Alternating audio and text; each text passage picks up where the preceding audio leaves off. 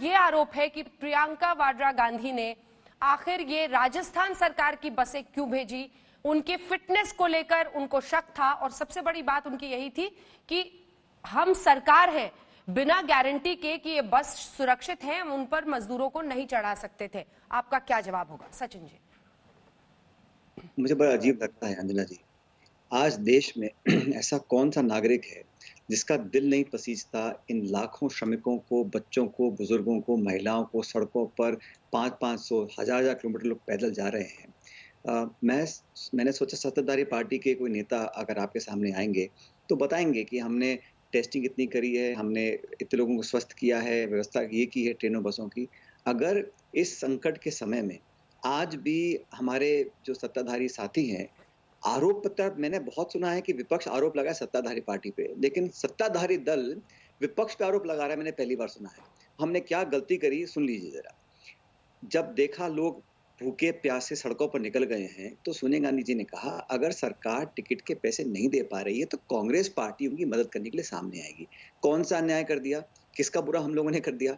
और अगर पहली बात तो ये सरासर झूठ है कि ये बसें सरकार की हैं, ये निजी बसें हैं जो हम पार्टी के कार्यकर्ताओं ने किराए पर लेकर यूपी भेजने की बात की थी।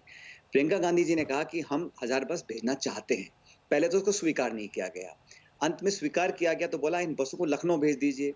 फिर बॉर्डर पर रोक लिया गया, लोगों को जेल में डाल दिया, अरेस्ट कर लिया, 40 लोगों पे एफआईआर कर दी और ये कहा गया कि वो बसों का सर्टिफिकेट नहीं है, फिटनेस सर्टिफिकेट नहीं है, उनका पोल्यूशन सर्टिफिकेट नहीं है, ड्राइवर कौन है नहीं है। तो मैं जानकारी के लिए बताना चाहता हूँ, दुनिया समझ ले इस बात को कि ये भारत सरकार के नितिन गडकरी जी का ऑर्डर है। फरवरी में ये लिखा गया है कि किसी भी बस या ड्राइवर या किसी को कोई सर्टिफिकेट नहीं चाहिए 30 जून तक। ये ऑर्डर है, भारत सरकार का ऑर्डर है, ये उनकी जानकारी में नहीं है हमारे यूपी के नेताओं के। ये ऑर्डर निकला गया कि हमें कोई सर्टिफिकेट नहीं चाहिए, सब बसों का आप इस्तेमाल कर सकते हैं। आप लोगों की मदद करें नहीं, लोग पीड़ित हैं, भूखे हैं, बेरोजगार हैं, दुखी हैं, तड़प रहे हैं, उनकी मदद के लिए कोई सामने आता है तो उनको आप मना सिर्फ इसलिए कर रहे हैं क्योंकि वो बस कांग्रेस पार्टी भेज रही है। अरे आपको स्वागत करना चाहिए था। और मैं तो कहता हूं अगर वो सहर्ष इस कदम का स्वागत करते तो मुद्दा ही नहीं बनता। आज बसों को रोक रहे हैं, लोगों को लाने के लिए हम पे सवाल उठा रहे हैं। मैं समझता हूं देश आराम से देख रहा है कौन राजनीति कर रहा है। हमने, हमारी पार्टी ने कुछ गलत नहीं किया, अच्छी भावना से एक सकारात्मक सोच के साथ लोगों की मदद करने के लिए हमने कहा चलो 1000 बस नहीं है, 990 है, 500, मैं कहता हूँ 10 ही बस हैं। अगर 10 बस में अगर 30 लोग अपने घर पहुंच सकते हैं तो क्यों उनको रोका जा रहा है? क्या कारण बताए जा रहे हैं? बाधाएं खड़ी करना, लोगों को ये अपने घर ना पहुंचने देने का जो एक नकारात्मक कदम उठ रहा है, इसका मैं समझता हूं कोई भी इसको अच्छा नहीं मानेगा। राजनीति छोड़ के सबको साथ ले, कांग्रेस हो, बीजेपी हो, जनता दल हो, जो पार्टी भी हो, लोगों को लगना चाहिए कि संकट के समय में सब लोग साथ मिलकर देश को इससे उभारने की कोशिश कर रहे हैं। और मुझे ऐसा प्रतीत हो रहा है 2 दिन से, आज मुद्दा मीडिया में क्या, ये नहीं है कि हम कैसे संक्रमण को रोक रहे हैं, कैसे गांव में हम लोग सैनिटाइज कर रहे हैं, कैसे हम लोग इसका संघर्ष कर रहे हैं। मुद्दा ये बन गया कि बसें क्यों भेज रहे हैं, कैसे उसको रोक रहे हैं, और ये बेवजह बनाया गया है, बेवजह। लेकिन सचिन जी इसकी जरूरत क्या थी? मुझे इस सवाल में तो दम दिखता है कि अगर उन्हें राजस्थान से श्रमिक है जिनको जाना है यूपी में, तो अभी भी कई बसें होंगी जो ई पास के जरिए, जो दोनों राज्य सरकारों में आपस में समझौता होगा उसके जरिए जा रही होंगी। ये कांग्रेस पार्टी बसें देगी और यूपी में ही देगी, महाराष्ट्र या फिर राजस्थान या छत्तीसगढ़ या पंजाब ऐसे राज्यों में नहीं दो।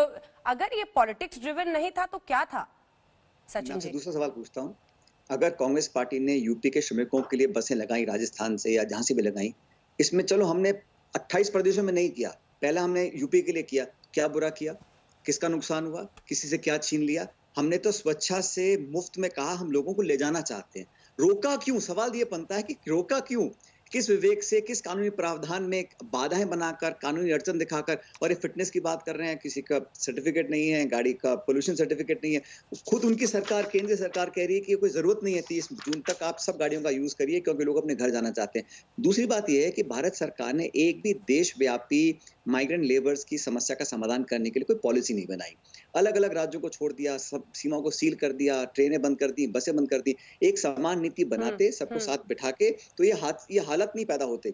आज चौथा लॉकडाउन चल रहा है, एक भी ठोस नीतिगत निर्णय केंद्र सरकार का नहीं आया कि हम माइग्रेंट लेबर्स के लिए फला इशू लेकर आ रहे हैं। लेकिन अब कल रात को जाके कहा है कि ट्रेन को बिना परमिशन के जाने दिया जाएगा अलग अलग राज्यों में।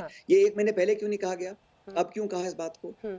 ये जब बार-बार जब जो पॉलिसी परिस्थितियां बदल इतनी रहे हैं उसका भयावह हो गई। नुकसान। लेकिन दिनेश जी ने एक और बात कही, उन्होंने कहा कि अगर अशोक गहलोत जी मतलब आपके मुख्यमंत्री और आप, अगर आप लोग सरकार की तरफ से, राजस्थान सरकार की तरफ से ये प्रपोजल जाए तो इस तरह के आपसी समझौते हो ही रहे हैं, इसमें अरे पार्टी अंजना को जी, नहीं हम तो घुसना भेज ही चाहिए। रहे हैं।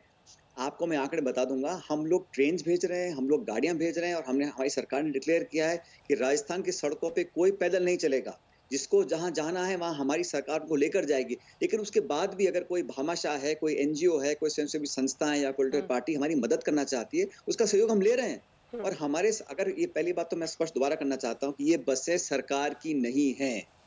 इस पर सिर्फ लिखा हुआ राजस्थान परिवहन, वो वसुंधरा जी लिखवा गई थी।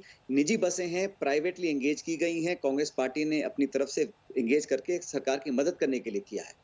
और सरकार अगर किसी का सहयोग ले रही है तो क्या बुरा कर रही है? यूपी सरकार के मुख्यमंत्री जी को बड़ा खुश होना चाहिए था कि मेरे पड़ोसी राज्य के लोग मेरे प्रदेश में आ रहे हैं, उनका मैं स्वागत करता हूं, उनके लिए मैं फला-फला और इंतजाम कर दूंगा। एक तो बड़ापन होना चाहिए, सचिन जी, बड़ा दिल ये होके काम सारी करना चाहिए। प्राइवेट बसें जो आप कह रहे हैं, आप कह रहे हैं सरकारी बसें नहीं थी, उनका कहना है राजस्थान रोडवेज की बसें हैं, चलिए हम मान लेते हैं प्राइवेट बसें थी, तो ये सारी बसों का इंतजाम आपने किया, आप लोगों ने किया, राजस्थान सरकार ने किया? कांग्रेस पार्टी ने किया है, सरकार ने इसका कोई पेमेंट नहीं किया। कांग्रेस पार्टी करेगी जो भी इसका पेमेंट करना होगा। बहरहाल इशू ये है कि वो बॉर्डर पर इतने 2 दिन से वहां खड़ी हुई है। किसका नुकसान हो रहा है? जो लोग अपने घर 2 दिन पहले पहुंच सकते थे, नहीं पहुंच पा रहे हैं। सिर्फ एक मार्मिक और लड़ लेंगे अलग-अलग दल। लेकिन आज इस मौके पर कोई इलेक्शन नहीं है, कोई कैंपेन नहीं है, सिर्फ गरीबों को घर पहुंचाने के लिए अगर हम सहायता का हाथ बढ़ा रहे हैं, हाँ। तो किसका छीन रहे हैं, किसका बुरा कर रहे हैं, किसकी आलोचना कर रहे हैं, मैं समझ में ठीक है। नहीं आ रहा है मेरे को। और ठीक है। इतना बड़ा इश्यू बना क्यों? शायद उनको ये तो मुझे राजनीतिक रूप लगता है से ये अब लग रहा है ना सचिन जी, कि नीचे दिखाने के लिए, नीचा दिखाने के लिए ये प्रयत्न था, सिर्फ पॉलिटिकल स्टंट, जो वो बार बार शब्द इस्तेमाल कर रहे हैं पार्टी की तरफ से। लेकिन एक इतना बार मैं एक इतना सेकंड उनको दरकिनार करके भी आप इस पे जवाब दीजिएगा। अगर आप अदिति सिंह की बात देखें, वो तो कांग्रेस पार्टी की विधायक है, वो भी कह रही है कि इस तरह से फर्जी लिस्ट क्यों देने की जरूरत थी, आपदा के वक्त ऐसे निम्न स्तर की सियासत करने की क्या जरूरत थी, वो क्यों अब वो ऐसा कह रहे कांग्रेस हैं? की विधायक हैं, उन पर पार्टी क्या कार्रवाई करेगी, किस सोच के आधार पर उन्होंने कहा है, वो तो आप उनसे पूछिए, मैं उनके बारे में कुछ कहूंगा नहीं। लेकिन मैं तो सिर्फ आपको एज ए नागरिक बताना चाहता हूं कि कोई भी दल, कोई पॉलिटिकल पार्टी, कोई सरकार, कोई एनजीओ, कोई मीडिया चैनल अगर किसी श्रमिक की मदद करता है, तो पुण्य का काम कर रहा है। उसमें कोई चोरी नहीं। और यूपी सरकार कोई इतनी छोटी तो है नहीं कि हमसे नीचा दिखाएंगे, बस कर दीजिए। लेकिन अगर हम कुछ कर रहे हैं तो उसको पॉजिटिवली लेना चाहिए था। और यहाँ पुलिस खड़ी कर देना, एफआईआर कर देना, जेल में लोगों को डाल देना, सिर्फ ये दिखाने के लिए गिरेबान में झांकना चाहिए। आत्मीयता से, मानवता के आधार पर ये काम को अगर कोई करना चाहता है तो उसमें रुकावट बनने के बजाय उसमें सहयोग करना चाहिए था।